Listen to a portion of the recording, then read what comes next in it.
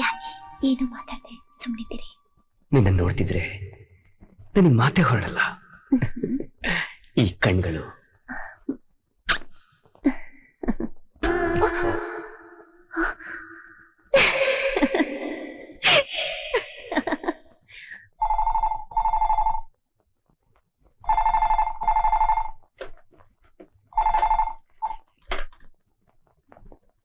Hello hello, ನಾನು ರತಿ.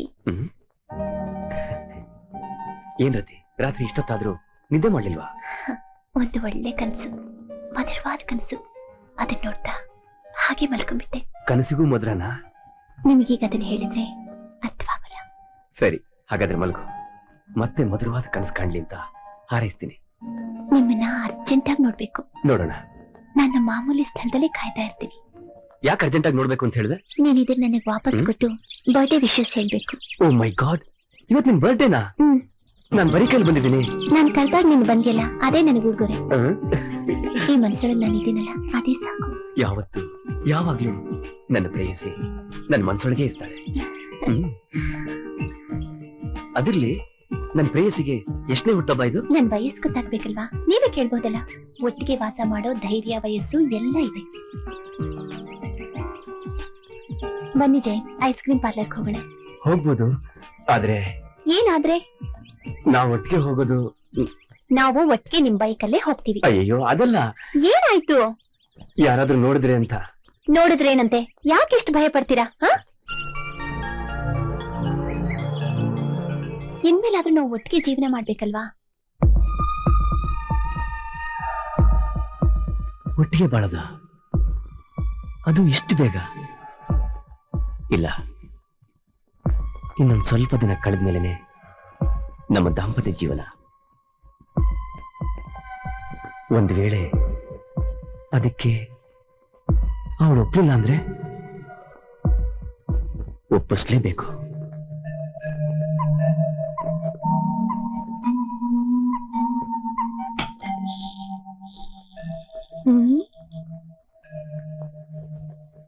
ರತಿ, ಏ ರತಿ, ಹೀಗ್ ಮಲಗಿದ್ರೆ ಹಾಗೆ ಇವತ್ತು ಆಫೀಸಿಗೆ ಬರಲ್ವಾ? ನಾನು ಅದನ್ನ ಮರ್ತು ಬಿಟ್ಟೆ. ನಿಂಗೇನಾಯ್ತೆ? ನಾನು ಸ್ವಲ್ಪ ದಿವಸದಿಂದ ಗಮನಿಸ್ತಾನೆ ಇದ್ದೀನಿ. ಎಲ್ಲಾದ್ರೂ ಸಿಕ್ಕಾಕೊಂಡ್ಯಾ? ಛೀ, ಹೋಗೆ. ಅದೇ ವಿಷಯ ಅನ್ನು.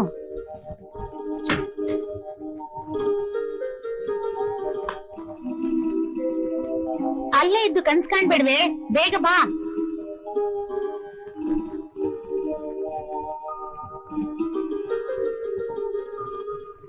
ಏ ರತಿ, ನೀನ್ ಹೀಗೆ ಸ್ನಾನ ಮಾಡ್ತಾ ಕೂತಿದ್ರೆ ಬಸ್ ಹೊರಟೋಗುತ್ತೆ, ಬೇಗ ಬಾರೆ. ಬಂದೆ ಕಣೆ.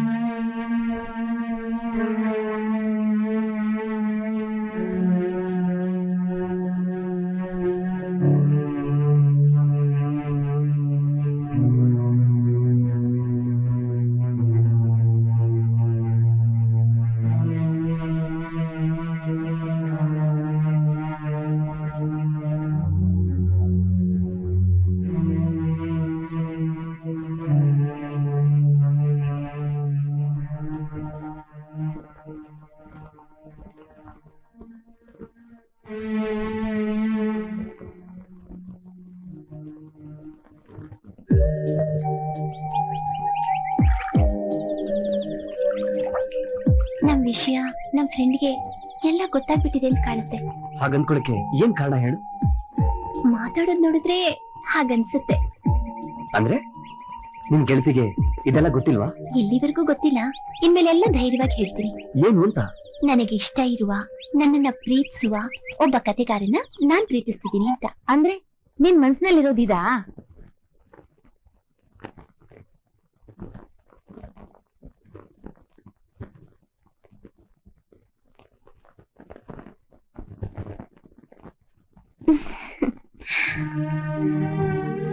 ಹಾಗಾದ್ರೆ ಏನು ಅಂತ ತೀರ್ಮಾನ ಮಾಡಿದೆ?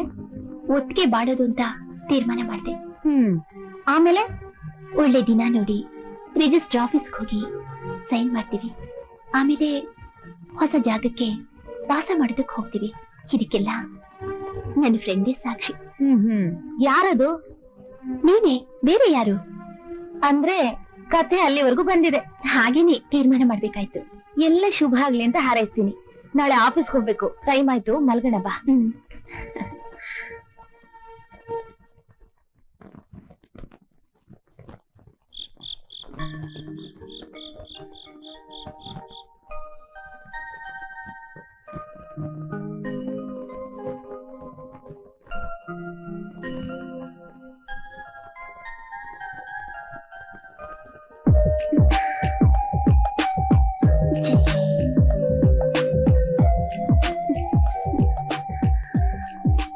ಹೇಗೆ ನಿನ್ ಎದೆ ಮೇಲೆ ಮುಖ ಇಟ್ಕೊಂಡು ಮಲ್ಗೋಕೆ ನನಗೆ ಎಷ್ಟು ಆಸೆ ಇತ್ತು.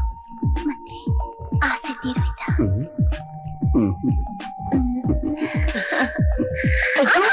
ನಿನ್ ಪ್ರೀತಿ ಅತಿ ಆಯ್ತು ಕಣೆ.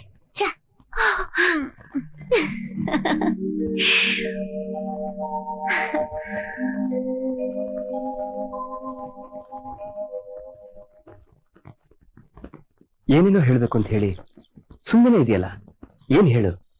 ನಾನ್ ಯಾರು? ನನ್ನ ಸರ್ವಸ್ವ ನೀನೇ. ಅದೆಲ್ಲ ನನಗ್ ಬೇಕಾಗಿರೋದು. ನಮ್ ವಿಷಯದಲ್ಲಿ ಏನಾದ್ರೂ ಒಂದು ತೀರ್ಮಾನ ಮಾಡ್ಬೇಕು. ಮಾಡಿದ್ರಾಯ್ತು. ಹಾಗಾದ್ರೆ ನಾಳೆ ನಮ್ ತಾಯಿ ಹತ್ರ ಹೋಗಿ ಒಂದ್ ತೀರ್ಮಾನ ತಗೋಬೇಕು. ನಾಳೆನಾ? ಡಾಕ್ಟರ್ ನೋಡ್ಬೇಕಾಗಿರೋ ದಿನ ನಾಳೆನೆ. ಏನಾದ್ರೂ ಒಂದು ಸುಳ್ಳು ಹೋಗ್ಬೇಕು, ಇಲ್ಲಾಂದ್ರೆ ಇವರು ಬರ್ತೀನಿ ಅಂತ ಹೇಳ್ತಾರೆ. ಹೇಗಾದ್ರೂ ಮಾಡಿ ತಪ್ಪಿಸ್ಕೊಂಡು ಹೋಗ್ಬೇಕು. ನಾಳೆ ನಾನು ಊರಿಗೆ ಹೋಗ್ಬೇಕು. ಏನ್ ವಿಷಯ? ನಮ್ಮ ಅಮ್ಮಂದು ಒಂದೇ ಒಂದು ಆಸೆ. ಸಾಯೋ ಸ್ಥಿತಿಲಿದ್ದಾಗ ನನ್ನ ಹತ್ರ ಹೇಳಿದ್ರು, ನಮ್ಮ ಅಪ್ಪನ ತಿಥಿಗೆ ಊರಿಗೆ ಹೋಗಿ ಪಿಂಡ ಇಡ್ಬೇಕು ಅಂತ. ಹಾಗಾದ್ರೆ ಇಬ್ರು ಒಟ್ಟಿಗೆ ಹೋಗೋಣ. ಬರುವಾಗ ನಮ್ಮನೇಲೆ ಇಡ್ಕೋಬಹುದು. ಈಗ ನಾವಿಬ್ರು ಒಟ್ಟಿಗೆ ಹೋಗೋದು ಸರಿಯಲ್ಲ. ತುಂಬಾ ದಿನ ಆಗಲ್ಲ, ಬೇಗ ಬಂದ್ಬಿಡ್ತೀನಿ. ಒಂದ್ ವೇಳೆ ಆದ್ರೆ ನಾಳೆನೇ ಬಂದ್ಬಿಡ್ತೀನಿ. ನಾನೊಂದ್ ವಿಷಯ ಕೇಳಿದ್ರೆ ಕೋಪ ಮಾಡ್ಕೋತೀರಾ? ಇಲ್ಲ. ನಾನ್ ನಿಮ್ ಹೆಂಡತಿ ಆಗೋದಕ್ಕೆ ಸಾಧ್ಯ ಇದೆಯಾ? ಸಾಧ್ಯ. ಯಾವಾಗ? ಇನ್ನೂ ಸ್ವಲ್ಪ ಕಾಲಾವಕಾಶ ಕೊಡಬಾರ್ದಾ? ಏ, ಈ ಕಣ್ಗಳು ಹೇಳ್ತಾ ಇರೋದು ನಾನು ಇನ್ನೂ ಸ್ವಲ್ಪ ಕಾಲಾವಕಾಶ ಕೊಡ್ತೀನಿ ಅಂತ. ಬಾ ಹೋಗೋಣ. ಅವ್ರು ನನ್ನಿಂದ ಏನೋ ಮುಚ್ಚಿಡ್ತಿದ್ದಾರೆ. ಇಲ್ಲಾಂದ್ರೆ ಯಾಕೆ ಈಗಲೇ ಮದ್ವೆ ಬೇಡ ಅಂತಿದ್ರು? ಎಷ್ಟು ಯೋಚನೆ ಮಾಡಿದ್ರು ಅರ್ಥನೇ ಆಗ್ತಿಲ್ಲ. ಒಂದ್ ವೇಳೆ ಇದೆಲ್ಲ ನನ್ ಭ್ರಮೆ ಇರಬಹುದು. ಜಯನಿಗೆ ಏನಾಯ್ತು ಒಂದು ಗೊತ್ತಾಗ್ತಿಲ್ವೇ? ಈಗ ನನ್ನಿಂದ ದೂರ ಹೋಗ್ತಿರೋದು ಯಾಕೆ? ಎಲ್ಲ ಸರಿ ಹೋಗುತ್ತೆ ಅಂತ ಅನ್ಕೊಂಡಾಗ ದೂರ ದೂರ ಹೋಗ್ತಿದ್ದಾರೆ. ನನಗೆ ಯಾಕೋ ಭಯ ಆಗ್ತಿದೆ. ಏನೇನೋ ನಡೆದು ಹೋಗುತ್ತೇನೋ ಅನ್ನೋ ಭಯ. ಆದ್ರೆ ಎಲ್ಲ ವಿಷಯಗಳನ್ನು ಜಯನ್ ಗಮನಕ್ಕೆ ತಗೊಳ್ತಾ ಇಲ್ಲ, ಅಲಕ್ಷ್ಯ ಮಾಡ್ತಿದ್ದಾರೆ. ಏನಿರ್ಬೋದು ಇದ್ರರ್ಥ?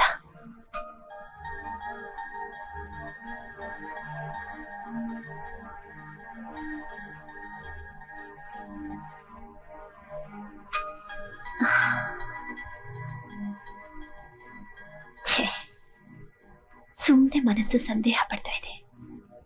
ಊರಲ್ಲಿ ಏನಾದ್ರೂ ವಿಷಯ ಇರ್ಬೋದಾ? ಇದೆಲ್ಲ ನನ್ನ ಮನಸ್ಸಿನ ಭ್ರಮೆ ಅಷ್ಟೇ.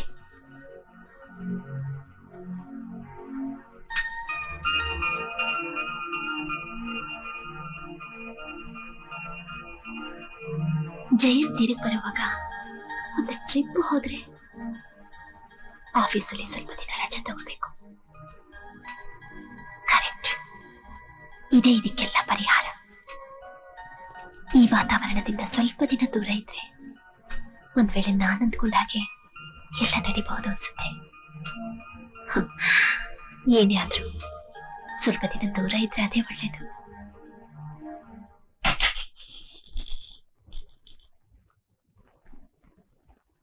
ರತಿ, ನಾನ್ ನಿನ್ನ ಹತ್ರ ಒಂದು ವಿಷಯ ಹೇಳೋದೇ ಮರ್ತ್ಬಿಟ್ಟೆ. ನಾಳೆ ನಾನು ಊರಿಗೆ ಹೋಗ್ತಾ ಇದ್ದೀನಿ. ಬರೋದು 2 ದಿವಸ ಆಗತ್ತೆ. ಏನೇ ಅಷ್ಟೊಂದು ಅರ್ಜೆಂಟು? ಯಾರೋ ನನ್ನ ನೋಡಕ್ ಬರ್ತಿದ್ದಾರೆ. ಅವ್ರ ಫೋಟೋ ನೋಡಿದ್ಯಾ? ಇಲ್ಲ, ಸುದ್ರಿ ನೋಡಕ್ ಅವಸರ. ಡಾಕ್ಟರ್, ನೀವು ಹೇಳೋದೊಂದು ನನಗೆ ಅರ್ಥ ಆಗ್ತಿಲ್ಲ. ನನ್ಗೆ ಆ ರೀತಿ ರೋಗ ಬರೋದಕ್ಕೆ ಸಾಧ್ಯನೇ ಇಲ್ಲ. ಸಾಧ್ಯತೆ ಇದೆಯೋ ಇಲ್ವೋ ಅದ್ ನನಗೆ ಬೇಕಾಗಿಲ್ಲ. ನೋಡಿ ಜಯನ್, ನೀವು ನಂಬುದನ್ನ ನಂಬಿ ಬಿಟ್ರೆ ಬಿಡಿ. ಈಗ ನೀವು ಏಡ್ಸ್ ರೋಗಿ. ನಾನು ಅದನ್ನು ಒಪ್ಕೊಳ್ಳಲ್ಲ ಡಾಕ್ಟರ್. ವೈದ್ಯಶಾಸ್ತ್ರ ಅದನ್ನು ಒಪ್ಕೊಂಡಿದೆ ಜಯನ್. ನನಗೆ ಅರ್ಥ ಆಗ್ತಿಲ್ಲ. But it's true. ನಾನೊಂದು ಹುಡುಗಿಗೆ ಬಾಳ್ ಕೊಡ್ಬೇಕು ಅಂತ ತೀರ್ಮಾನ ಮಾಡಿದ್ದೀನಿ. ಒಳ್ಳೆ ದಿನ ನೋಡಿ ಮುಹೂರ್ತ ಇಟ್ಕೋಬೇಕು. ಬೇಡಿ ಮಿಸ್ಟರ್ ಜಯನ್, ಆ ರೀತಿ ತೀರ್ಮಾನ ತಗೋಬೇಡಿ. ಅವಳನ್ನ ಮರೆಯೋಕೆ ನನ್ನಿಂದ ಸಾಧ್ಯ ಇಲ್ಲ ಡಾಕ್ಟರ್. ಆ ಹುಡುಗಿ ಬಾಳನ್ನು ಹಾಳು ಮಾಡೋದಕ್ಕೆ ನೀವು ಕಾರಣ ಆಗ್ಬಾರ್ದು ಮಿಸ್ಟರ್ ಜಯ್. ನನ್ನ ಜೀವ ಇರೋವರೆಗೂ ನಾನು ಅವಳ ಜೊತೆ ಬಾಳ್ಬೇಕು ಡಾಕ್ಟರ್. ಆ ರೀತಿ ನೀವು ಸಾಹಸ ಮಾಡಕ್ ಹೋಗ್ಬೇಡಿ. ಆ ಹುಡುಗಿಗೆ ದ್ರೋಹ ಮಾಡಬೇಡಿ. ಡಾಕ್ಟರ್, ನನ್ನ ವಿಷಯದಲ್ಲಿ ಕೊನೆ ತೀರ್ಮಾನ ತಗೊಳಕ್ ಮುಂಚೆ ಇನ್ನೊಂದ್ಸಾರಿ ಪರಿಶೋಧನೆ ಮಾಡಿ ಡಾಕ್ಟರ್. ಮತ್ತೊಂದು ಪರಿಶೋಧನೆ ಬೇಕಾಗಿಲ್ಲ. ನಾನು ಹೇಳಿದ್ ನಿಜ. ನಾನೇನ್ ಮಾಡ್ಲಿ? ರತಿನ್ ಹೇಗ್ ನೋಡೋದು? ಆ ಹುಡುಗಿ ಹತ್ರ ವಿಷಯಗಳನ್ನ ನೀವು ಅರ್ಥವಾಗೋಕ್ ಹೇಳಿ. ಆಮೇಲೆ ಡಾಕ್ಟರ್ ಏನ್ ಹೇಳ್ತಾರೋ ಅದೇ ರೀತಿ ನೀವು ಬಾಳ್ಬಹುದು. ನಾವೆಲ್ಲಾದ್ರೂ ದೂರ ಹೋಗ್ತೀವಿ, ಸ್ವಲ್ಪ ದಿನನಾದ್ರೂ ನಾವು ಸಂತೋಷವಾಗಿ ಬದುಕೋಕೆ ಅವಕಾಶ ಮಾಡ್ಕೊಡಿ. ಒಂದ್ ಹುಡುಗಿ ಬಾಳನ್ನ ಹಾಳು ಮಾಡೋಕೆ ನಾನು ಒಪ್ಪಿಗೆ ಕೊಡಲ್ಲ. ಒಂದ್ ಮಾತ್ರ ಕೇಳ್ಕೊಳ್ತೀನಿ ಡಾಕ್ಟರ್. ಏನ್ ಹೇಳಿ? ಈ ವಿಷಯನ ನೀವು ರಹಸ್ಯವಾಗಿಡ್ಬೇಕು. ಯಾರಿಗೂ ಗೊತ್ತಾಗಬಾರ್ದು ಡಾಕ್ಟರ್. ಪ್ಲೀಸ್. ಬರ್ತೀನಿ ಡಾಕ್ಟರ್.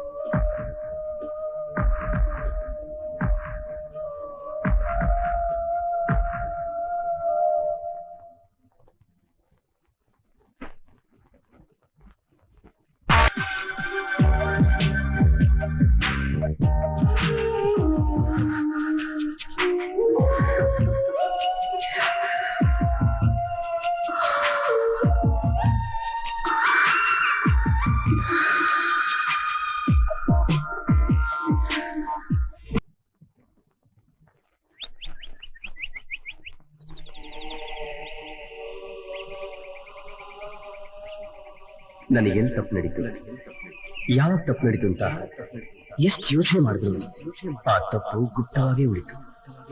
ಒಂದ್ ವೇಳೆ ರತಿಯ ಪರಿಚಯ ಆಗೋಕ್ ಮುಂಚೆ ನಾನು ಪತ್ರಿಕೆಗೆ ಕತೆ ಬರೆಯೋ ಸಮಯ. ಎಲ್ಲಾದ್ರೂ ಜಾಗ ಬದಲಾಯಿಸಿ ಕಥೆ ಬರೆಯೋದೇ ನನ್ನ ಹವ್ಯಾಸ ಮಾಡ್ಕೊಂಡಿದ್ದೆ. ಅದೇ ರೀತಿ ನನ್ನ ಕರ್ತವ್ಯ ಮಾಡೋಕೆ, ಹೊಸ ಜಾಗ ಹುಡುಕೋಕೆ ನಾನು ಪ್ರಯಾಣ ಪ್ರಾರಂಭಿಸಿದೆ. ಸರ್, ಒಂದು ರೂಮ್ ಕೊಡಿ ಸರ್. 1000 ರೂಪಾಯಿ ಅಡ್ವಾನ್ಸ್ ಕೊಡಿ ಸರ್. ಓಕೆ.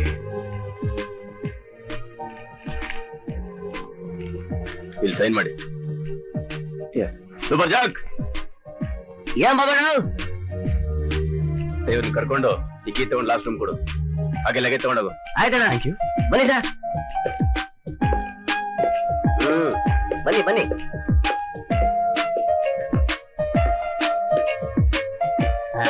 ಕಡೆ ರೂಮೇ ನಿಮ್ದು. ಏನ್ ಗುರುಗಳು ಇಲ್ಲಿ? ನಾನು ಕತೆ ಬರೆಯಕ್ ಬಂದಿದ್ದೀನಿ. ನಿಮ್ ಮುಖ ನೋಡಿದ್ರೆ ಗೊತ್ತಾಯ್ತು ನೀವು ಕತೆ ಬರೆಯಕ್ಕೆ ಬಂದಿದ್ದೀರಿ ಅಂತ. ನನ್ ಕತೆ ಬರೆಯೋರ್ ಕಂಡ್ರೆ ಪಂಚ ಪ್ರಾಣ. ಹೋದ್ವಾರ ಇದೇ ತರ ಒಬ್ರು ಕತೆ ಬರೆಯಕ್ ಬಂದಿದ್ರು ನೋಡಿ, ಅವ್ರಿಗೆಲ್ಲ ಬೇಕಾಗಿತ್ತು ಗುರುಗಳೇ. ಏನ್ ಹೇಳ್ತಿದ್ಯಾ? ನನ್ಗೊಂದು ಅರ್ಥ ಆಗ್ತಿಲ್ಲ. ಏನ್ ಗುರುಗಳೇ ಹಿಂಗೆ ಒಳ್ಳೆ ಪಾಪನ್ ತರ ಕೇಳ್ತಾ ಇದ್ದೀರಾ? ಏನ್ ಹೇಳ್ತಿದ್ಯಾ? ಬನ್ನಿ ಬನ್ನಿ, ರೂಮಲ್ಲಿ ಎಲ್ಲ ಹೇಳ್ತೀನಿ. ಬನ್ನಿ ಬನ್ನಿ. ಅಯ್ಯೋ, ಬಲಗಲಿಟ್ಟು ಒಳಗಡೆ ಬನ್ನಿ ಗುರುಗಳೇ. ಬಲಗಲಿಟ್ಟು ಒಳಗಡೆ ಬರೋದಕ್ಕೆ ನಾನೇನು ಮದುವೆ ಮನೆಗೆ ಬಂದಿದ್ದೀನ? ಮದುವೆ ಮನೆ ಅಲ್ಲ ಗುರುಗಳೇ, ಇದೊಂಥರ ಶೋಭನದ ರೂಮ್ ಇದ್ದಂಗೆ. ನೀವು ಸ್ವಲ್ಪ ನನ್ನ ನೋಡ್ಕೊಂಡು ಅಡ್ಜಸ್ಟ್ ಮಾಡ್ಕೊಂಡ್ಬಿಟ್ರೆ ಆ ಸೂರ್ಯನ್ ಬಿಟ್ಟು ಏನೇ ಕೇಳಿದ್ರು ಟಕ ಟಕ ಟಕ ಟಕ ಅಂತ ತಂದ್ಬಿಡ್ತೀನಿ ಗುರುಗಳೇ. ಅರ್ಥ ಆಗೋಗ್ ಹೇಳು. ಅಯ್ಯೋ ಗುರುವೆ, ನಾನ್ ಹೇಳಿ ನೀವು ತಿಳ್ಕೊಳ್ಳೋ ಅವಶ್ಯಕತೆ ನಿಮ್ಗೆ ಬೇಕಾಗಿಲ್ಲ. ನಿಮ್ಗೇನ್ ಬೇಕು? ಮೈಸೂರು ಪಾಕ್ ಬೇಕಾ, ಜಿಲೇಬಿ ಬೇಕಾ, ರಸಗುಲ್ಲ ಬೇಕಾ? ನಾನದೆಲ್ಲ ತಿನ್ನಲ್ಲ. ನಿಮ್ಗೆಲ್ಲ ಏನು ಅರ್ಥ ಆಗಲ್ಲ ಬಿಡಿ. ಮೈಸೂರು ಪಾಕು ಅಂದ್ರೆ 16 ರಿಂದ 18 ವಯಸ್ಸು, ಮುಟ್ಟಿದ್ರೆ ಮೈಯೆಲ್ಲ ಅನ್ನತ್ತೆ.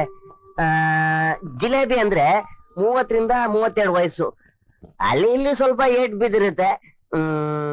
ರಸಗುಲ್ಲ 40. ಹೇಳೋದೇ ಬೇಡ ಬಿಡಿ ಗುರುಗಳೇ. ಬಲ್ಲನ್ ಮಗ ಕಣಯ್ಯ ನೀನು. ನನ್ನ ಹಂಗೆಲ್ಲ ತಿಳ್ಕೊಬೇಡಿ ಗುರುವೆ. ನಿಮ್ಗೇನ್ ಬೇಕು? ಮೈಸೂರು ಪಾಕ್ ಬೇಕು, ಜಿಲೇಬಿ ಬೇಕು, ರಸಗುಲ್ಲ ಬೇಕು, ಏನ್ ಬೇಕು ಯೋಚನೆ ಮಾಡಿ ಹೇಳಿ, ಬರ್ತೀನಿ.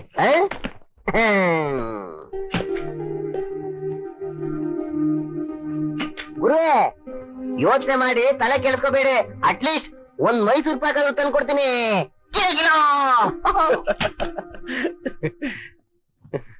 Super Jack. ಆ ಹೆಸರಿನ ಹಾಗೆ ಅವನೊಬ್ಬ ಮಹಾರಸಿಕ. ಮೈಸೂರು ಪಾಕ್, ಜಿಲೇಬಿ, ರಸಗುಲ್ಲ ಚೆನ್ನಾಗಿದೆ ಅವನು ಒಂದೊಂದು ಎಕ್ಸ್ಪ್ಲನೇಷನ್ಸ್. ಅವನೊಬ್ಬನ ತೊಂದರೆ ಬಿಟ್ರೆ ಬೇರೆ ಯಾವ ತೊಂದರೆನೂ ಇಲ್ಲದೆ ಆ ಹೊಸ ಜಾಗ ನನಗೆ ತುಂಬಾನೇ ಹಿಡಿಸ್ತು. ಅಲ್ಲಿಂದ ನನ್ನ ಹೊಸ ಕಥೆಗೆ ಹೊಸ ರೂಪ ಕೊಡಕ್ಕೆ ಪ್ರಾರಂಭ ಮಾಡಿದೆ. ಈ ಕತೆ ಹೆಸರೇ ಜೀವನ. ಸುಂದರಿಯ ಮನಸ್ಸಿಗೆ ವಸಂತ ಕಾಲ ಬಂದು ನಗುವ ಸಮಯ. ಅವಳ ಮನಸ್ಸಿನಲ್ಲಿ ಒಬ್ಬ ಬಂದು ಕುಳಿತ. ಅವಳಿಗೆ ಅವನನ್ನು ಕಂಡ ಕೂಡಲೇ ಬಹಳ ಹಿಡಿಸಿತು. ಪ್ರತಿದಿನವೂ ಅವಳು ಅವನನ್ನು ಭೇಟಿ ಮಾಡಲು ಪ್ರಾರಂಭ ಮಾಡಿದಳು. ದಿನಗಳು ಕಳೆಯಿತು. ರಾತ್ರಿ ಹಗಲು ನಿದ್ದೆ ಇಲ್ಲದೆ ಅವನಿಗೋಸ್ಕರವೇ ಕಾಯುತ್ತಿದ್ದಳು.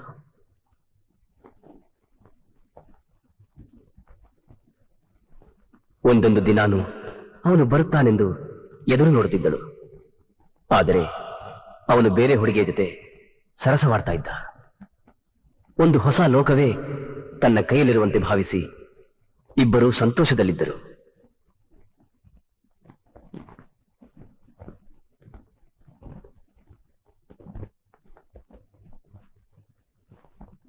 ಒಬ್ಬ ಚಿತ್ರ ಬಿಡಿಸುವ ಯುವ ಕಲಾವಿದ ಅವಳ ಜೀವನದಲ್ಲಿ ಸ್ವಲ್ಪ ಸ್ವಲ್ಪವೇ ಹತ್ತಿರ ಬಂದ.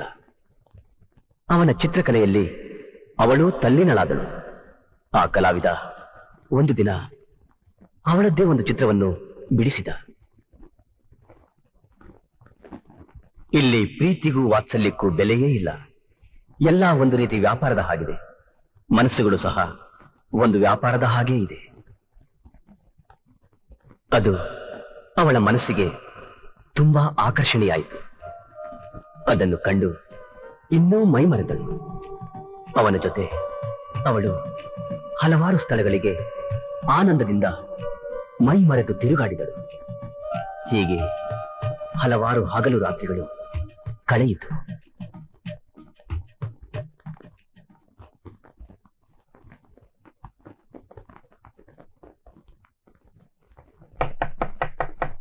ಯಾರದು?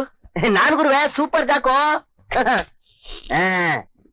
ಗುರುವೆ, ಇದನ್ನ ತಗೊಳ್ತಾ ಇರಿ, ನಾನು ಬೇಗ ಬಂದ್ಬಿಡ್ತೇನೆ.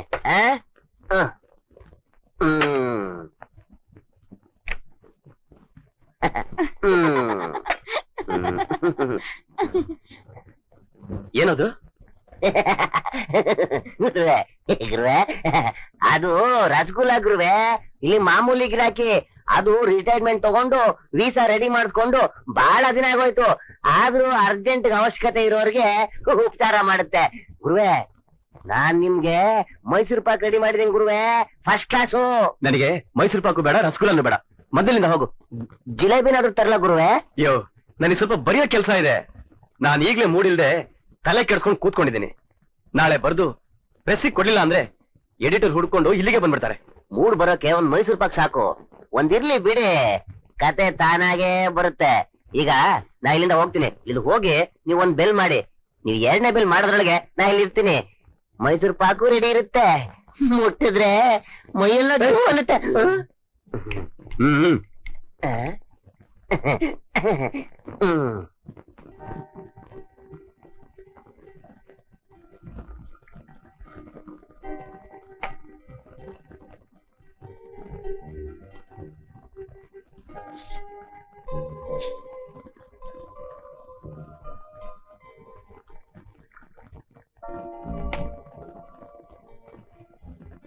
ರಸಗುಲ್ಲದ ವಿವರಣೆ ಬಿಟ್ಟು ಅವನು ಹೊರಟ.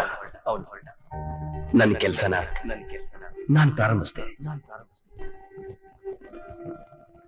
ಎಷ್ಟು ಬೇಗ ಬರೆದು ಪತ್ರಿಕೆ ಆಫೀಸಿಗೆ ಕೊಡಬೇಕಾಗಿತ್ತು ಅಷ್ಟು ಬೇಗ ಬರೆದು ಕೊಡದಲ್ಲೇ ನನ್ನ ಗಮನ ಇತ್ತು.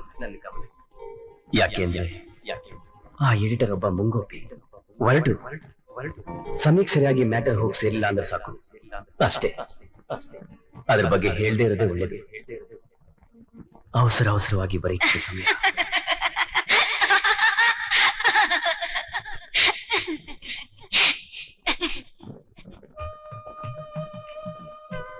ಆ ನಗು ನನ್ನನ್ನ ತುಂಬಾನೇ ತೊಂದರೆ ಮಾಡ್ತಾ ಇತ್ತು. ಕಥೆಯನ್ನು ಮುಂದುವರ್ಸಕ್ಕೆ ನನ್ನಿಂದ ಸಾಧ್ಯವಾಗ್ಲೇ ಇಲ್ಲ. ಒಂದೊಂದನ್ನು ನಾನು ಯೋಚನೆ ಮಾಡ್ತಿದ್ದ ಸಮಯದಲ್ಲಿ ಆ ಸೂಪರ್ ಜಾಕ್ ಹೇಳಿದ ಮಾತುಗಳು ಮತ್ತೆ ಮತ್ತೆ ನನ್ನ ಕಿವಿಲಿ ಗುಯ್ಗುಡ್ತಾನೆ ಇತ್ತು. ಮೈಸೂರು ಪಾಕು ಅಂದ್ರೆ 16ರಿಂದ 18 ವಯಸ್ಸು. ಮುಟ್ಟಿದ್ರೆ ಮೈಯೆಲ್ಲ ಅನ್ನತ್ತೆ. ಮೈಸೂರು ಪಾಕ್ ಅಂದ್ರೆ ಜಿಲೇಬಿ ಅಂದ್ರೆ 30ರಿಂದ 32 ವಯಸ್ಸು. ಸ್ವಲ್ಪ ಏಟ್ ಬಿದ್ದಿದೆ ಜಿಲೇಬಿ 30ರಿಂದ 32 ವರ್ಷ ವಯಸ್ಸು. ಅಲ್ಲಿ ಇಲ್ಲಿ ಸ್ವಲ್ಪ ಮೈಸೂರು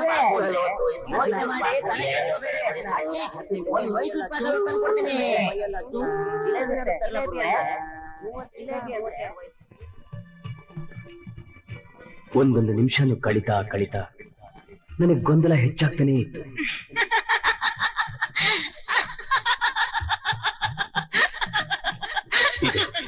ಮತ್ತೆ ಅವಳ ನಗು.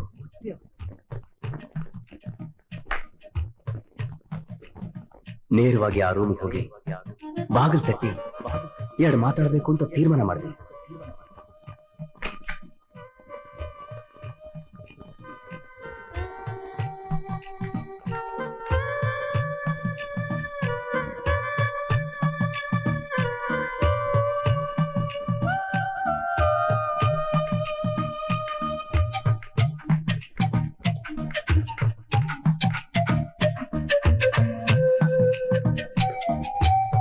ಏನೆಲ್ಲ ಮಾತಾಡಬೇಕು ಅಂತ ತಿಳ್ಕೊಂಡು ಅಲ್ಲಿ ಹೋದ ನಾನು ಅವಳನ್ನ ನೋಡಿದ ತಕ್ಷಣನೇ ಏನು ಮಾತಾಡಕ್ಕಾಗ್ದೆ ನಿಶ್ಶಬ್ದವಾಗಿ ನಿಂತ್ಕೊಂಡ್ಬಿಟ್ಟೆ. ಅನಂತರ ನನ್ನ ಮನಸ್ಸು ಅವಳ ಬಗ್ಗೆನೇ ಚಿಂತೆ ಮಾಡಕ್ ಶುರುವಾಯ್ತು.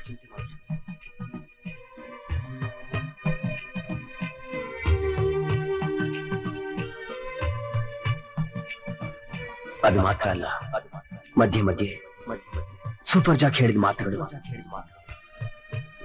ಗುರು, ಯೋಚನೆ ಮಾಡಿ ತಲೆ ಕೆಡಿಸ್ಕೋಬೇಡಿ. ಅಟ್ಲೀಸ್ಟ್ ಒಂದು ಮೈಸೂರು ಪಾಕ ತಂದು ಕೊಡ್ತೀನಿ.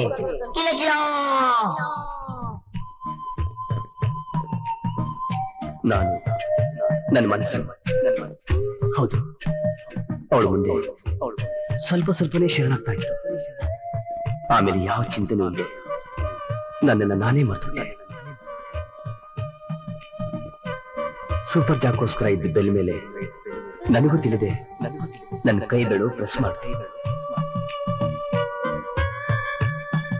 ಆ ಬೆಲ್ಗೋಸ್ಕರನೇ ಕಾಯ್ತಾ ಇದ್ದ ಹಾಗೆ ತಕ್ಷಣನೇ ಸೂಪರ್ ಜಾಕ್ ಹಾರ್ ಬಂದ್ಬಿಟ್ಟ.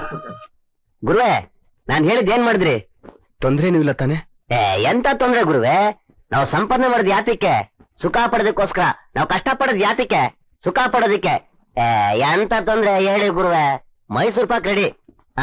ನಾನ್ ನಿಮ್ ವಿಷಯ ಹೇಳೋದಕ್ಕೂ ಮುಂಚೆ ನಾನು ನಿನ್ ನಂಬಹುದಾ? ನೀವು ನನ್ನ ಹೃದಯ ಬಿಚ್ಚಿ ನೋಡಿದ್ರು ನನ್ನ ಮನಸ್ಸು ಎಂತದ್ದು ಅಂತ ಹೇಳುತ್ತೆ. ನೀವ್ ಹೀಗ್ ಮಾತಾಡೋದ್ರಿಂದ ನನ್ನ ಮನ್ಸಿಗೆ ತುಂಬಾ ನೋವಾಗ್ತಿದೆ. ನಿಮ್ ಸುಖ ಸಂತೋಷನೇ ನನ್ನ ಜೀವನ ಗುರುಗಳೇ. ನೀವು ನನ್ನ ಮಗ ಇದ್ದಾಗೆ. ಈಗ ಹೋದ್ಲಲ್ಲ, ಅದೇ ಮೈಸೂರು ಪಾಕ್ ಸಾಕು. ನೀವು ಮೊದ್ಲೇ ಹೇಳ್ಬೋದಾಗಿತ್ತಲ್ಲ. ನೋಡ್ತಾ ಇರಿ, ಇನ್ 5 minutes ಅಲ್ಲಿ ಮೈಸೂರು ಪಾಕ್ ರೆಡಿ. ಸರಿ ಕರಿ. 1,000 ರೂಪಾಯಿ ಕೊಡಿ. ಅಡ್ವಾನ್ಸ್ ಕೊಡ್ಲಿಲ್ಲ ಅಂದ್ರೆ ಸರಿ ಇರಲ್ಲ. ತಗೋ. ಗುರುವೆ, ನೀವು ಸ್ನಾನ ಮಾಡ್ಕೊಂಡು ರೆಡಿ ಆಗಿರಿ. ನಾನು ಮೈಸೂರು ಪಾಕ್ನ ತಗೊಂಡು ಬಂದ್ಬಿಡ್ತೀನಿ. ಓಕೆ? ದುಡ್ಡು ತಗೊಂಡು ಸೂಪರ್ ಜಾಕ್ ಹೊರಟೋದ. ಅವನಿಗೆ ಹೇಳಿದ ಮೈಸೂರು ಪಾಕ್ಗೋಸ್ಕರನೇ ನಾನು ಕಾಯ್ತಾ ಕೂತೆ.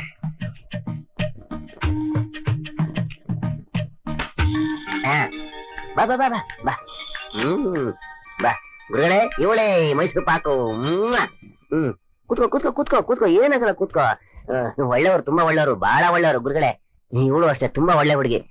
ನೋವಾಗ್ದಂಗೆ ಚೆನ್ನಾಗಿ ನೋಡ್ಕೊಳ್ಳಿ. ಆರಾಮಾಗಿರಿ. ಬರ್ಲಾ?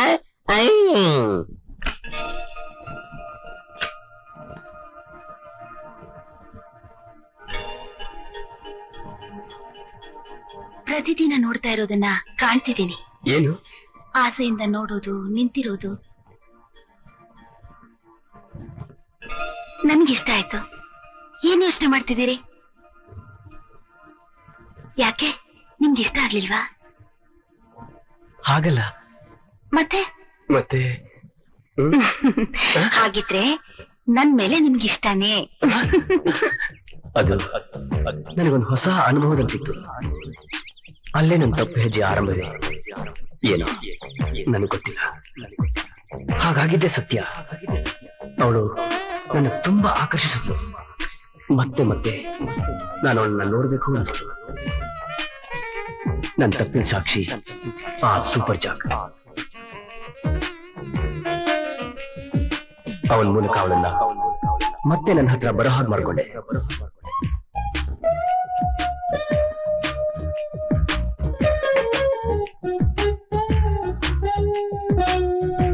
ನನ್ನ ಬಲಹೀನತನ ಅವನು ಚೆನ್ನಾಗಿ ಉಪಯೋಗಿಸ್ಕೊಳ್ತಾ ಇದ್ದ.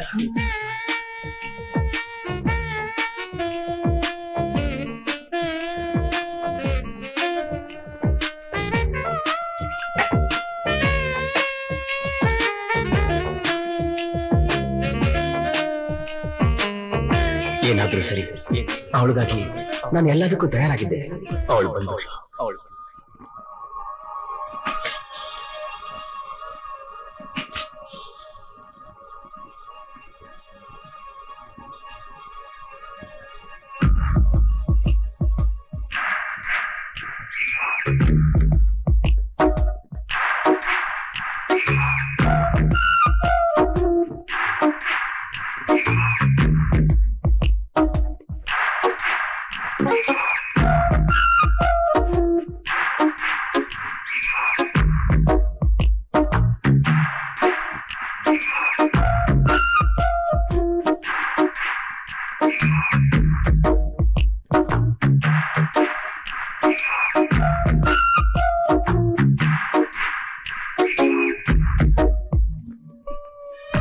ಆ ಪಯಣಕ್ಕೆ ನಮ್ದೆಲ್ಲ ಮುಗಿತು ಅನ್ಕೊಂಡೆ.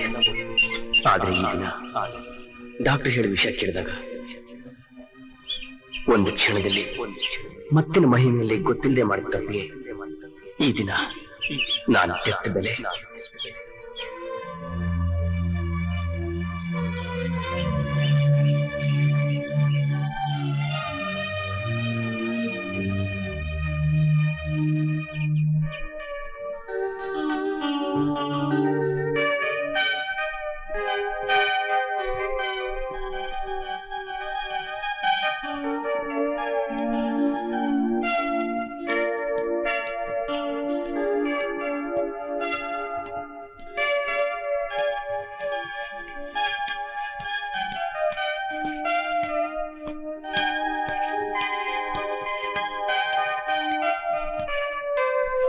ಯಾರು ಬೇಕವ? ಜಯನವ್ರಿಲ್ವಾ? ಅವ್ರ ಊರ್ಗ ಬರಕ್ 2 ದಿನ ಆಯ್ತದೆ.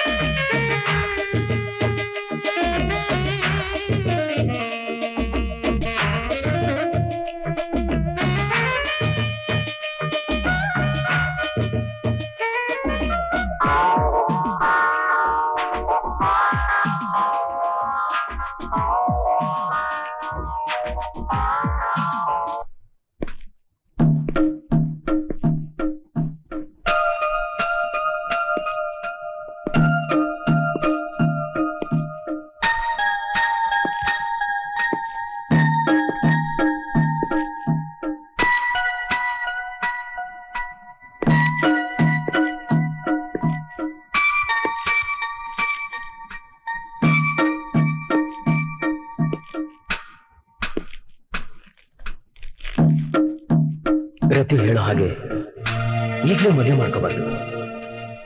ಸ್ವಲ್ಪ ದಿನಕ್ಕೆ ಮುಂದಕ್ಕೆ ಹಾಕಿದ್ರೆ ಆಗ ಏನ್ ಕಾರಣ ಅಂತ ಅವ್ರು ಕೇಳಿದ್ರೆ ಒಂದೊಂದ್ಸಲ ಒಂದೊಂದು ಕತೆ ಹೇಳಿ ಅವಳಿಗೆ ಸಮಾಧಾನ ಹೇಳಿದೆ. ಅದೇ ರೀತಿ ಈಗಲೂ ಏನಾದ್ರೂ ಕತೆ ಕಟ್ಟಬೇಕು. ಆದ್ರೆ ಇನ್ ಮುಂದೆ ಅದೇ ರೀತಿ ಮುಂದುವರಿಯಕ್ಕೆ ಸಾಧ್ಯನೇ ಇಲ್ಲ. ಅವಳು ಹಠ ಹಿಡಿದ್ರೆ ಇನ್ನೂ ಒಂದ್ ಸ್ವಲ್ಪ ದಿನ ಬೇರೆ ಎಲ್ಲಾದ್ರೂ ಹೋದ್ರೆ ಮತ್ತೆ ಏನಾದ್ರೂ ಪ್ರಾಬ್ಲಮ್ಸ್ ಆಗುತ್ತಾ? ಅವಳೇನಾದ್ರೂ ಮಾಡ್ಕೊಳಕ್ ಹೋದ್ರೆ ಅವಳು ನನಗೆ ಇಷ್ಟ ಇಲ್ಲ ಅನ್ಸಲಿಕ್ಕ ನನಗೀಗ ಅನ್ನಿಸ್ತಾ ಇರೋದು. ಅಲ್ಲ ಇಷ್ಟ ಮತ್ತೆ ಈಗಲೇ ಮದುವೆ ಬೇಡ ಅನ್ನೋ ಕಾರಣ ಸ್ವಲ್ಪ ದಿವಸದಿಂದ ಏನೋ ಒಂಥರ ಸುಸ್ತು. ಏನ್ ಮಾಡಕ್ ಹೋದ್ರು ಮನ್ಸೇ ಬರ್ತಾ ಇಲ್ಲ. ಇದೆಲ್ಲ ಅವಳ ಹತ್ರ ಹೇಗೆ ಹೇಳಿ? ದಿನ ಆಗ್ತಾ ಆಗ್ತಾ ಜ್ವರನೂ ಬಿಡ್ತಾ ಇಲ್ಲ. ನನಗೆ ತಿಳಿದಿರೋ ಔಷಧಿಗಳನ್ನೆಲ್ಲ ತಗೊಂಡ್ರು ಏನು ಪ್ರಯೋಜನ ಇಲ್ಲ. ಅದೇ ರೀತಿ ಬೇದಿ ಕೆಮ್ಮು ಬೇರೆ.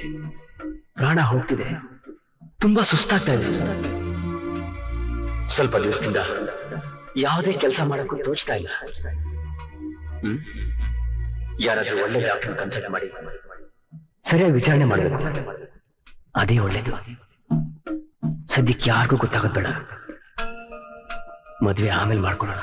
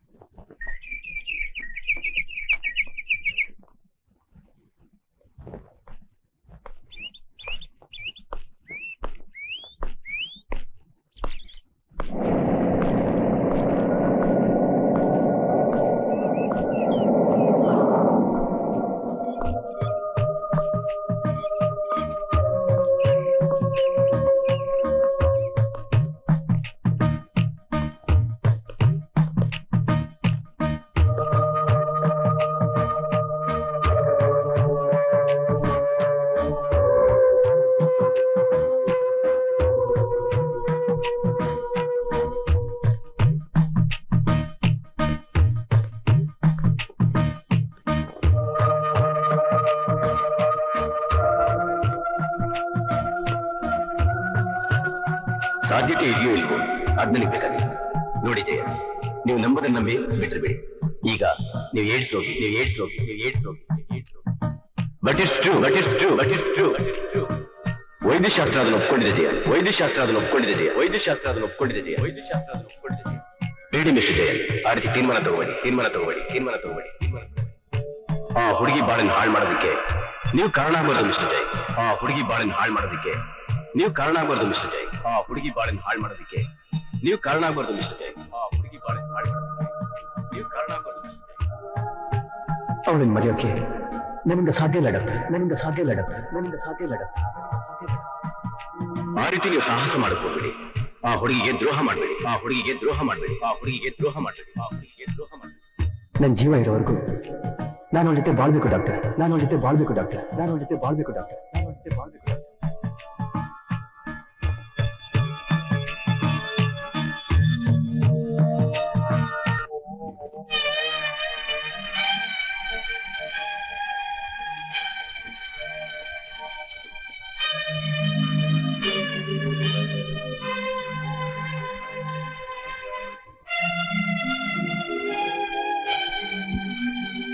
ಜೈ ಹೋಗಿ ಎಷ್ಟೋ ದಿನಗಳಾಗೋಯ್ತು.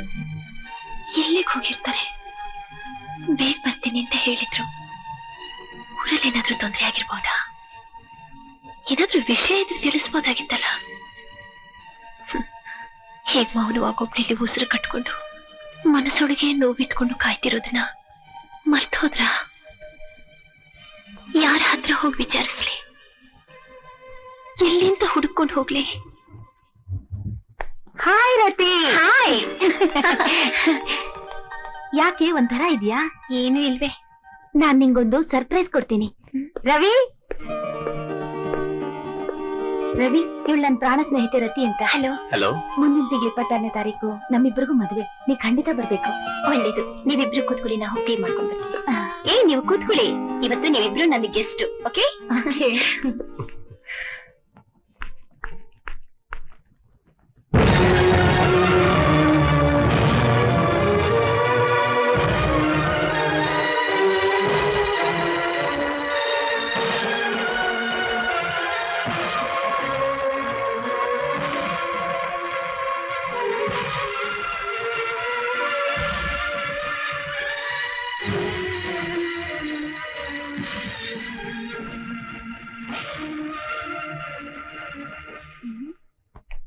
ಇವರು ರತಿನ್ ಮದ್ವೆ ಆಗೋ ಹುಡುಗ. ಇವರ? ಹೌದು.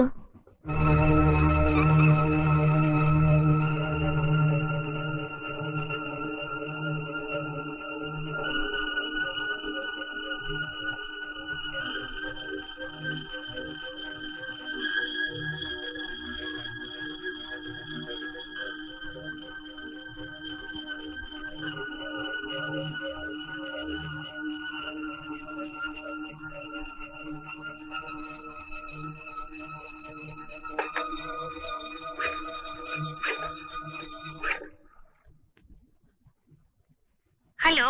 Hello, Dr. George Fernandez, please. Who is on the line? I'm Dr. Ravi here. Just a minute, please. Hello. Hello, doctor. I'm Ravi here. Hello Ravi, how are you? I'm fine, doctor. ಏನಪ್ಪಾ ಇದ್ದಕ್ಕಿದ್ದಾಗೆ phone ಮಾಡ್ಬಿಟ್ಟಿದ್ಯಾ? ನಾನು ನಿಮ್ಮನ್ನು ನೋಡ್ಬೇಕು doctor. ಹೌದಾ? ಏನ್ ಸಮಾಚಾರ? It's very urgent. Is it? Make it today itself. ಹಾಗಾದ್ರೆ ಒಂದ್ ಕೆಲ್ಸ ಮಾಡು, ಮನೆಗ್ ಬಂದ್ಬಿಡು. ಜಯನ್, ರೋಗಿಯನ್ನ ವಿಷಯ ಮುಚ್ಚಿಟ್ಬಿಟ್ಟು ಆ ಹುಡುಗಿ ಜೊತೆ ಬಾಳಕ್ ಹೊರಟ್ರೆ ಅದಕ್ಕೆ ಅವಕಾಶ ಕೊಡಬಾರ್ದು. ಆದಷ್ಟು ಬೇಗ ವಿವರಗಳನ್ನ ಆ ಹುಡುಗಿಗೆ ತಿಳಿಸ್ಬೇಕು. ಮದುವೆ ನಿಂತು ಹೋದ್ರೂ ಪರವಾಗಿಲ್ಲ, ಈ ಭಯಂಕರ ರೋಗದಿಂದ ಅವಳನ್ನು ಕಾಪಾಡ್ಬೋದಲ್ಲ. ಒಬ್ಬ ಡಾಕ್ಟರ್ ಆಗಿ ಮೌನವಾಗಿರೋ ತಪ್ಪಾಗತ್ತೆ, ಕಾನೂನಿಗೆ ವಿರೋಧವಾಗುತ್ತೆ. ರೋಗಿ ಸತ್ತೋದ್ರು ಕೂಡ ರೋಗದ ಬಗ್ಗೆ, ರೋಗಿ ಬಗ್ಗೆ ಡಾಕ್ಟರ್ ವಿಷಯಗಳನ್ನ ರಹಸ್ಯವಾಗಿಡ್ಬೇಕು ಅನ್ನೋದೇ ವ್ಯವಸ್ಥೆ. ಡಾಕ್ಟರ್ಗಳು ನಡ್ಕೊಳ್ಳೋ ರೀತಿ ಅದು ಖಂಡಿತವಾಗಿ ವ್ಯವಸ್ಥೆ ಆಗುತ್ತೆ. ಈ ವ್ಯವಸ್ಥೆಗಳ ವಿರುದ್ಧ ನಡ್ಕೊಳ್ಳೋ ಡಾಕ್ಟರ್ಗಳ ವಿರುದ್ಧ ಶಿಕ್ಷೆಗೆ ಗುರಿಪಡಿಸಲು ಇಂಡಿಯನ್ ಮೆಡಿಕಲ್ ಕೌನ್ಸಿಲ್ ನಿಯಮ ಪಾಲಿಸಬೇಕು. ಹಾಗಿರ್ಬೇಕಾದ್ರೆ ಈಗ ನಾನು ಏನ್ ಮಾಡ್ಬೇಕು? ಮಿಸ್ಟರ್ ರವಿ, ಈ ತರದ ಕೇಸು ಮುಂಚೆ ನಡೆದಿದೆ. ಮದುವೆಗೆ ನಿಶ್ಚಿತಾರ್ಥ ಮುಗಿದಿರೋ ಒಬ್ಬ ಹುಡುಗ ಬರ್ದಿರೋ ಪತ್ರ. ಡಾಕ್ಟ್ರು ಯಾವ ರೀತಿ ನಡ್ಕೊಳ್ಬೇಕೋ ಆ ರೀತಿ ನಡ್ಕೊಳ್ದೆ ತಪ್ಪು ಮಾಡಿದಾನೆ ಅನ್ನೋದೇ ಈ ಪತ್ರದ ದೂರು. ಅವನು ತನಗಾಗಿರೋದಕ್ಕೆ ನಷ್ಟ ಪರಿಹಾರ ಕೋರಿ ಡಾಕ್ಟರ್ ಮೇಲೆ ರಾಷ್ಟ್ರೀಯ ಉಪಭೋಕ್ತ ಕಮಿಷನ್ಗೆ ಕಂಪ್ಲೇಂಟ್ ಕೊಟ್ಟ. ಅದನ್ನ ಅವರು ತಿರಸ್ಕರಿಸಿದಾಗ ಅವನು ಸುಪ್ರೀಂ ಕೋರ್ಟ್ ಹೋದ. ರೋಗಿಯ ರೋಗದ ವಿವರಗಳನ್ನ ಮುಚ್ಚಿಡೋ ಹಕ್ಕಿದ್ರೂ ಕೆಲವು ಸನ್ನಿವೇಶಗಳಲ್ಲಿ ಆ ವಿಷಯನ ಡಾಕ್ಟರ್ ಹೇಳ್ಬೋದು. ರೋಗಿಯ ಒಪ್ಪಿಗೆ ಪಡೆದು ರೋಗಿಯ ಉತ್ತಮವಾದ ಇಷ್ಟದೊಂದಿಗೆ ಕಾನೂನಿನ ಪ್ರಕಾರ ಇದನ್ನ ಡಾಕ್ಟ್ರು ಹೊರಪಡಿಸಬಹುದು ಅಂತ ತಾನೇ ಸುಪ್ರೀಂ ಕೋರ್ಟ್ ತೀರ್ಪು. ಈ ಕೇಸಿನ ಘಟನೆಗಳನ್ನು ಸೇರಿಸಿ ನೋಡಿದ್ರೆ ಆ ಹುಡುಗನಿಗೆ ಏಡ್ಸ್ ಇದೆ ಅಂತ ಕಂಡುಹಿಡಿದ ಡಾಕ್ಟ್ರು ಮೌನವಾಗಿರಬಾರ್ದು ಅಂತ ತಾನೇ ಸುಪ್ರೀಂ ಕೋರ್ಟ್ ಹೇಳಿದ್ದು.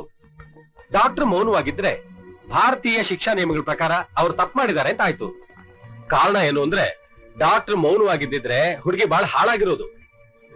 ಬಾಳಬೇಕಾದ ಹುಡುಗಿ ಸ್ವಾತಂತ್ರ್ಯವನ್ನ ಡಾಕ್ಟರ್ ಗೊತ್ತಿದ್ದು ಅನಾಹುತ ಮಾಡಿರ್ತಾರೆ ಅಂತ ಆಯ್ತು. 21ನೇ ಸೆಕ್ಷನ್ ವಿಶಾಲವಾಗಿ ವ್ಯಾಖ್ಯಾನ ಮಾಡಿಕೊಂಡು ಮದುವೆ ಆಗೋ ಹುಡುಗನಿಗೆ ಏಡ್ಸ್ ರೋಗ ಇದ್ರೆ ಅದನ್ನ ತಿಳ್ಕೊಳ್ಳೋ ಹಕ್ಕು ಹುಡುಗಿಗಿದೆ ಅಂತ ಸುಪ್ರೀಂ ಕೋರ್ಟ್ ಹೇಳಿದೆ. ರೋಗಿಯ ವಿಷಯ ಒಬ್ಬ ಡಾಕ್ಟರ್ ಹೇಳುವಾಗ ರೋಗಿಯ ಸ್ವಂತವಾದ ಕಾರಣಗಳು ಯುವತಿ ಗೊತ್ತಾಗಬೇಕಾದ ಕಾರಣ ಅವೆರಡೂ ಒಂದಕ್ಕೊಂದು ಹೊಂದ್ಕೊಳ್ಳಲ್ಲ. ಆದ್ರೂ ಸ್ವಕಾರ್ಯಕ್ಕೆ ಒಬ್ಬ ವ್ಯಕ್ತಿಗಿರೋ ಅವಕಾಶಗಳು ಒಂದು ಪ್ರಧಾನವಾದ ಸನ್ನಿವೇಶದ ಹಿನ್ನೆಲೆಯಲ್ಲಿ ನ್ಯಾಯವಾದ ನಿಯಂತ್ರಣ ಆಗಿರಬಹುದು. ಅದಕ್ಕೋಸ್ಕರನೇ ಏಡ್ಸ್ ಬಗ್ಗೆ ಹುಡುಗಿ ಹತ್ರ ಹೇಳುವಾಗ ಸ್ವಕಾರ್ಯಕ್ಕಾಗಿ ರೋಗಿಯ ಅವಕಾಶಗಳು ಸಂರಕ್ಷಣೆ ಇಲ್ಲದೆ ಹೋಗುತ್ತೆ. ಬದುಕಬೇಕು ಅನ್ನೋ ಆಸೆ ಅಂದ್ರೆ ಆರೋಗ್ಯವಾಗಿ ಬದುಕಬೇಕು ಅನ್ನೋದೇ ಅರ್ಥ. ಸುಪ್ರೀಂ ಕೋರ್ಟ್ ಅದೇ ರೀತಿ ಹೇಳಿದೆ. ಒಟ್ನಲ್ಲಿ ಒಬ್ಬನಿಗೆ ಸ್ವತಃ ಇರೋ ಅವಕಾಶಕ್ಕಿಂತ ಹೆಚ್ಚಾಗಿ ಹೆಣ್ಣಿನ ಜೀವನಕ್ಕೆ ಬೇಕು. ಅವಕಾಶಗಳನ್ನ ಸಂರಕ್ಷಣೆ ಮಾಡಿಕೊಂಡು ಹೆಣ್ಣಿನ ಜೀವಕ್ಕೆ ಅಪಾಯ ಇಲ್ಲದೆ ನೋಡ್ಕೊಳ್ಬೇಕಾಗಿರೋದು ಡಾಕ್ಟ್ರು. ಅದಕ್ಕೆ ರೋಗಿಯ ವಿವರಗಳನ್ನ ಹೊರಗೆ ಹೇಳಿದ ಡಾಕ್ಟರ್ನ ತಪ್ಪಾಗಿ ನಡ್ಕೊಂಡ ಅಂತ ಯಾರೂ ಹೇಳಕ್ಕಾಗಲ್ಲ. ಆಗ ಏನಾದ್ರೂ ತೊಂದರೆ ಆದ್ರೂ ತನ್ನ ರಕ್ಷಣೆಗೆ ಎಷ್ಟೋ ದಾರಿ ಇರುತ್ತವೆ. ಆ ಹುಡುಗಿನ ರಕ್ಷಣೆ ಮಾಡೋದಕ್ಕೆ ಇದು ಸಹಾಯ ಆಗುತ್ತೆ. ಸ್ವಲ್ಪನೂ ತಡ ಮಾಡಬಾರ್ದು. ಸರಿ, ಈ ವಿಷ ಜ್ವಾಲೆಯಿಂದ ಆ ಹುಡುಗಿನ ಕಾಪಾಡಬೇಕಾದ್ದು ನಿಮ್ಮ ಧರ್ಮ. ಅದು ಒಬ್ಬ ಡಾಕ್ಟರ್ನ ಕರ್ತವ್ಯ. Okay okay doctor, good luck.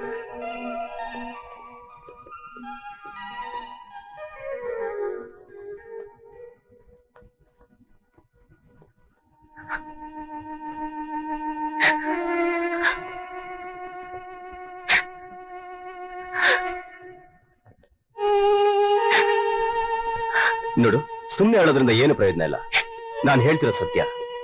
ಜೈ ಜೊತೆ ನಿನ್ ಮದುವೆ ನಡಿಬಾರ್ದು. ಅವ್ರನ್ನ ಮರ್ತು ಬಿಡು. ಅವ್ರು ನೀನ್ ಮರೆಯಕ್ಕಾಗಲ್ಲ ಅಂತ ನನಗೆ ಗೊತ್ತು. ಆದ್ರೂ ನೀನು ಅವ್ರನ್ನ ಮರಿಲೇಬೇಕು. ಹೇಗಾದ್ರೂ ಮಾಡಿ ಅವ್ರನ್ನ ರಕ್ಷಿಸೋಕ್ಕಾಗಲ್ವಾ ಸರ್? ಆ ಒಂದು ವಿಷಯಕ್ಕಾಗಿ ಮೆಡಿಕಲ್ ಸೈನ್ಸ್ ಪ್ರಯತ್ನ ಮಾಡ್ತಾ ಇರೋದು. ನೋಡು, ಜೈ ಜೊತೆ ನೀ ದಾಂಪತ್ಯ ಜೀವನ ನಡೆಸೋದ್ರಿಂದ ನಿಂಗೆ ತುಂಬಾ ಅಪಾಯ. ಆ ಒಂದು ಪರಿಸ್ಥಿತಿ ನಿಂಗೆ ಬರಬಾರ್ದು ಅಂತಾನೆ ನಾನೀಗೆಲ್ಲ ವಿಷಯ ಹೇಳ್ತಾ ಇರೋದು. ಒಬ್ಬರನ್ನ ಕಾಪಾಡೋದ್ರಿಂದ ಡಾಕ್ಟರ್ ನನಗೆ ಸಂತೃಪ್ತಿ ಸಿಗುತ್ತೆ.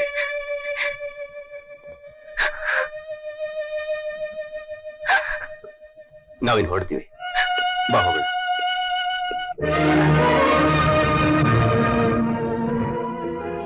ಐ ಆಮ್ ಸಾರಿ ಜಯ.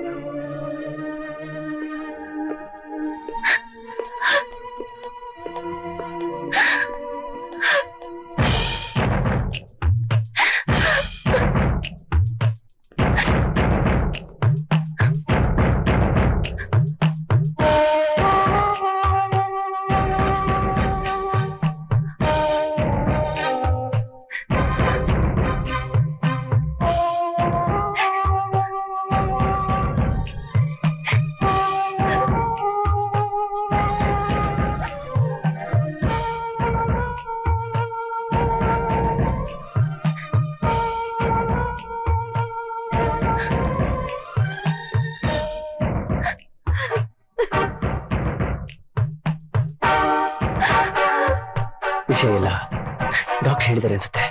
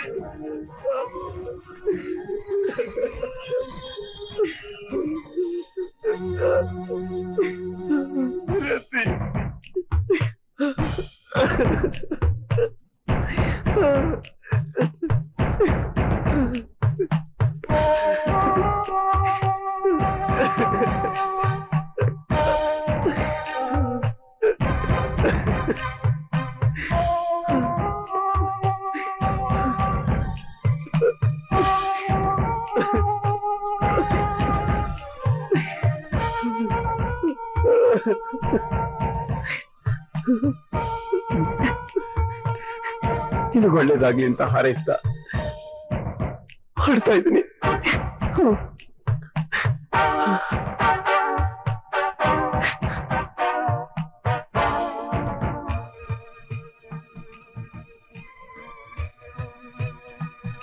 ಯಾವತ್ತೋ ಮಾಡಿದ ತಪ್ಪು ಈಗ ಇವನನ್ನೇ ನಾಶ ಮಾಡ್ತೇವೆ. ನೇಣ ಹಗ್ಗ ಕತ್ತಲ್ಲಿ ಬಿದ್ದಿದೆ, ಅದನ್ನು ಎಳೆಯೋಕೆ ಇನ್ನು ಸ್ವಲ್ಪ ದಿನ ಬಾಕಿ ಇದೆ. ಇನ್ನು ಅವನು ಕಾದಿರೋದು ಆ ಒಂದು ದಿನಕ್ಕೋಸ್ಕರ.